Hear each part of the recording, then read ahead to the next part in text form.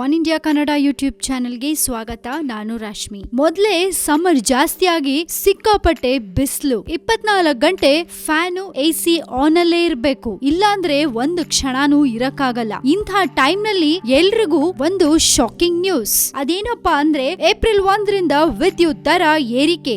S, April 1ರಿಂದ ವಿದ್ಯುತ್ ದರ ಹೆಚ್ಚಳ ಮಾಡೋಕೆ ಕರ್ನಾಟಕ ಸರ್ಕಾರ ನಿರ್ಧರಿಸಿದೆ. ಎಸ್ಕಾಂಗಳ ಬಹುದಿನದ ಬೇಡಿಕೆಗೆ ಸರ್ಕಾರ ಮಣಿದಿದೆ. ಮಾರ್ಚ್ 31ರಿಂದ KERC Karnataka electricity regulatory commission ಕಡೆಯಿಂದ ನಿಮ್ಗೆ ದರವನ್ನ ಪ್ರಕಟಿಸಲಿದೆ. ಕಳೆದ ಡಿಸೆಂಬರ್ ತಿಂಗಳಲ್ಲಿ ಎಲ್ಲಾ ಎಸ್ಕಾಂಗಳು ದರ ಹೆಚ್ಚಳಕ್ಕೆ ಪ್ರಸ್ತಾವನೆ ಸಲ್ಲಿಸಿದ್ದು, ಪ್ರತಿ ಯೂನಿಟ್ಗೆ ₹1.40 ಹೆಚ್ಚಳಕ್ಕೆ ಆಗ್ರಹಿಸಲಾಗಿತ್ತು. ರಾಜ್ಯದ ಎಲ್ಲಾ ವಿದ್ಯುತ್ ಕಂಪನಿಗಳಲ್ಲಿ ಪ್ರತಿ ಯೂನಿಟ್ಗೆ 40 ಪೈಸೆ ದರ ಹೆಚ್ಚಳ ಮಾಡಲು ಕರ್ನಾಟಕ ವಿದ್ಯುತ್ ನಿಯಂತ್ರಣ ಆಯೋಗ ತೀರ್ಮಾನಿಸಿದೆ. ಈ ಬಾರಿ ರಾಜ್ಯದಲ್ಲಿ 140ಕ್ಕೂ ಹೆಚ್ಚು ತಾಲೂಕುಗಳಲ್ಲಿ ಬರಗಾಲ ಆವರಿಸಿರುವ ಕಾರಣ ದರ ಹೆಚ್ಚಳ ಮಾಡಿದ್ರೆ ಸಾರ್ವಜನಿಕರ ಕೆಂಗಣ್ಣಿಗೆ ಗುರಿಯಾಗಬೇಕಾಗತ್ತೆ. ಮುಂಗಾರು ಮಳೆ ಕೂಡ ಕ್ಷೀಣ ಅಂತ ಸ್ಕೈಮ್ಯಾಟ್ ಹವಾಮಾನ ಮುನ್ಸೂಚನೆ ನೀಡಿದೆ. ಸೊ ಹಾಗಾಗಿ ದರ ಹೆಚ್ಚಳ ಮಾಡಿರೋದ್ರಿಂದ ಖಂಡಿತ ಸಾರ್ವಜನಿಕರಿಗಂತೂ ಕೋಪ ಬರೋದು ಗ್ಯಾರಂಟಿ. ಏನು, ಇದಕ್ಕೆ DK ಶಿವಕುಮಾರ್ ಸಮರ್ಥಿಸಿಕೊಂಡಿದ್ದಾರೆ. ಕಳೆದ ವರ್ಷ ಮಾರ್ಚ್ ನಲ್ಲಿ ವಿದ್ಯುತ್ ದರ ಏರಿಕೆ ಮಾಡಲಾಗಿತ್ತು. ವಿದ್ಯುತ್ ದರ ಏರಿಕೆ ಅನಿವಾರ್ಯ. ಪ್ರತಿ ಯೂನಿಟ್ಗೆ